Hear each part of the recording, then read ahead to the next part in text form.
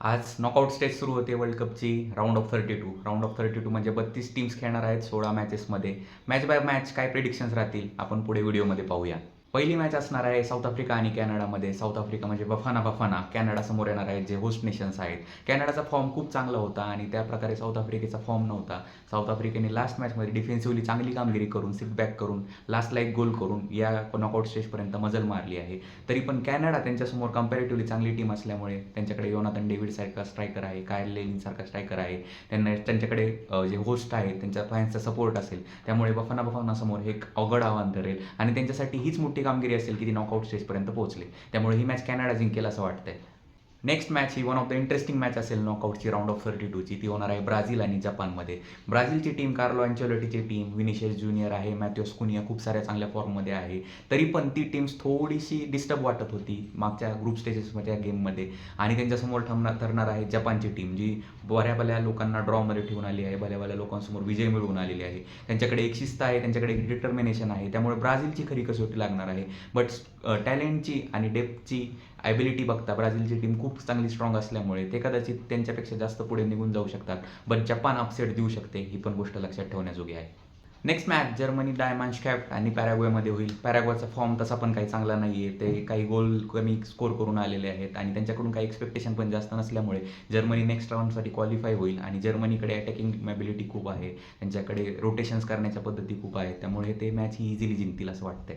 Knockouts राऊंडमधली सगळ्यात महत्त्वाची match आणि सगळ्यात इंटरेस्टिंग मॅच, जी खूप ब्लॉकबस्टर ठरणार आहे, ती होणार आहे नेदरलँड्स आणि मोरॉक्कोमध्ये. एक खूप चांगली कॅपेबल टीम या दोन्ही टीम्समधून बाहेर पडेल. नेदरलँड्स जो संघ गोल्स आणि डिफेन्सिव्हली खूप चांगला परफॉर्मन्स दाखवून आलेला आहे. त्यांचा कोच कोमन याने सांगितलेलं आहे की मी रोटेशन्स खूप चांगल्या पद्धतीने करतो आणि त्यांनी ते प्रूव्ह करून दाखवलं आहे. त्यांच्यासमोर असेल मोरॉक्को, आफ्रिकन टीम, जे अशरफ हकीमी आहे. त्यांच्या टीममध्ये खूप सारी शिस्त आहे. त्यांची टीम लास्ट 10 इयर्सपासून खूप सारी चांगला फुटबॉल खेळत आलेली आहे आणि ती टीम नेदरलँड्ससमोर एक चांगलं आव्हान प्रस्तुत करेल. आणि असं वाटतंय की नेदरलँड्स थोड्या फरकाने मोरॉक्कोवर विजय मिळवेल. बट मोरॉक्कोसुद्धा अपसेट देण्यासाठी निश्चितच प्रयत्न करील. जसं 2022मध्ये त्यांनी पोर्तुगालला अपसेट दिला होता, तसा अपसेट आपण या वर्ल्ड कपमध्ये पण पाहू शकतो. नेक्स्ट मॅचमध्ये कोस्टा डी आयव्हरी म्हणजे आयव्हरी कोस्ट आणि नॉर्वे एकमेकांसमोर येतील. नॉर्वेची अटॅकिंग कॅपेबिलिटी आपण बघितली होती, बट लास्ट मॅचमध्ये त्यांनी हालांडला खाली बसवून त्यांनी स्वतःसाठीच खूप सारं काम अवघड करून ठेवलेलं होतं.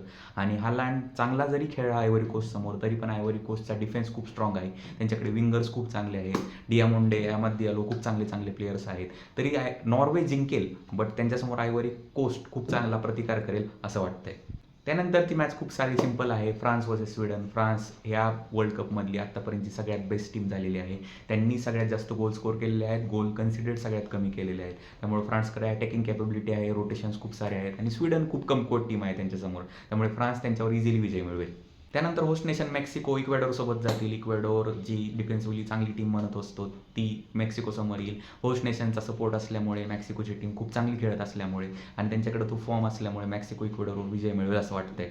यानंतर माझी फेवरेट टीम इंग्लंड खेळणार आहे डी आर कॉंगोबरोबर. डी आर कॉंगोचा हा स्वप्नवत प्रवास इथपर्यंत येऊन थांबेल असं वाटतं इंग्लंड, कारण खूप कॅपेबिलिटीने चांगली टीम आहे. इंग्लंडकडे हॅरिकेनसारखा स्ट्रायकर आहे, त्यांच्याकडे डिफेन्सिव्ह मिडफिल्डर्स आहेत जे डी आर कॉंगोला रोखू शकतात आणि काउंटर अटॅकवर त्यांना गोल करून देण्यापासून पण रोखू शकतात. त्यामुळे इंग्लंड डी आर कॉंगोसोबत इझिली जिंकेल असं वाटतंय. नंतरची मॅच ही तिसरी इम्पॉर्टंट मॅच असेल, ती आहे बेल्जियम आणि सेनेगलमध्ये. बेल्जियम खेळणार आहे सेनेगलसोबत. सेनेगलने लास्ट मॅचमध्ये ते काय आहे त्यांनी ते दाखवून दिलं. 5 गोल स्कोर केले त्यांनी आणि नेक्स्ट राऊंडसाठी क्वालिफाय झाले. आणि बेल्जियम जी गोल्डन जनरेशन चालू आहे, खूप चांगली टीम आहे, बट त्यांना तसा परफॉर्मन्स पुटअप करता आला नव्हता.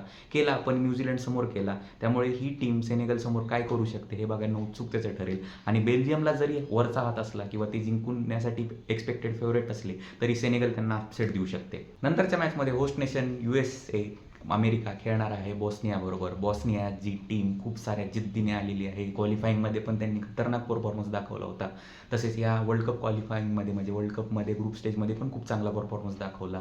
त्यांना US समोर आव्हान असेल. USकडे होस्ट नेशनचा सपोर्ट असल्यामुळे, तसेच त्यांच्याकडे चांगले चांगले प्लेयर्स आहेत. त्यांची टीम पण खूप चांगल्या फॉर्ममध्ये आहे. मॉरिसो पॉचिटिनोची कोचिंग त्यांच्याकडे आहे. ते बोस्नियासमोर थोडंसं इझिली प्रोग्रेस करू शकतात. बट बोस्निया त्यांना एक भिंतीसारखं उभं राहून खूप सारा प्रतिकार देऊ शकते असं वाटतंय.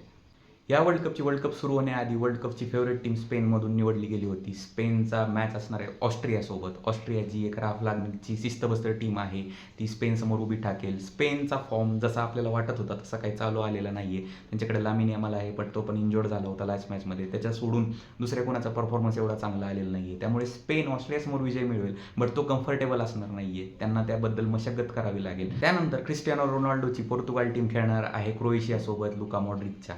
ही मॅच सगळ्यात इम्पॉर्टंट मॅच असेल. पोर्तुगालने टॉप ऑफ द टेबल केलं असतं तर ही मॅच त्यांना अवॉइड करता आली असती, बट त्यांना आता क्रोएशियासोबत आव्हान असेल, त्याच्यानंतर स्पेनसोबत असेल, त्याच्यानंतर फ्रान्ससोबत असेल, बट त्यांना ही मॅच पहिले जिंकणं गरजेचं आहे.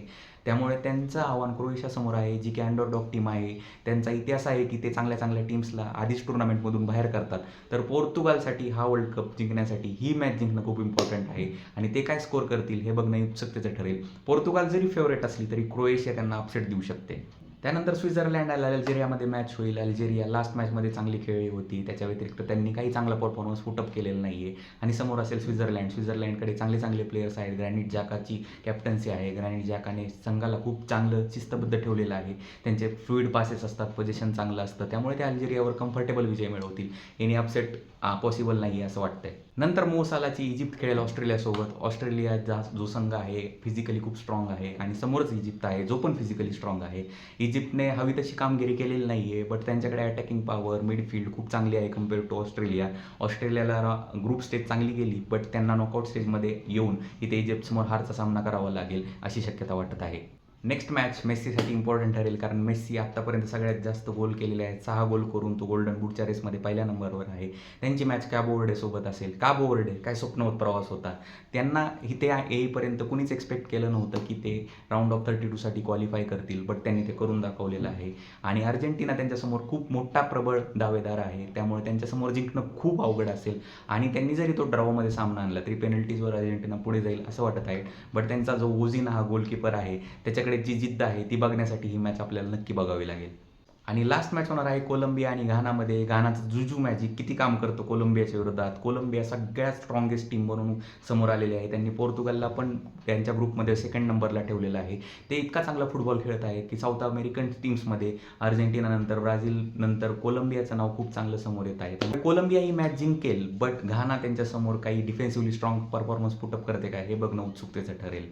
या होत्या माझ्या वर्ल्ड कपसाठी राऊंड ऑफ 32च्या प्रेडिक्शन. तुमच्या काय प्रेडिक्शन असतील, काय होतं हे आपण येत्या काळामध्ये पाहूयाच. तरी तुमच्या प्रेडिक्शन्स कमेंटमध्ये नक्की कळवा आणि चॅनलला सबस्क्राईब करा, ह्या व्हिडिओला लाईक करा.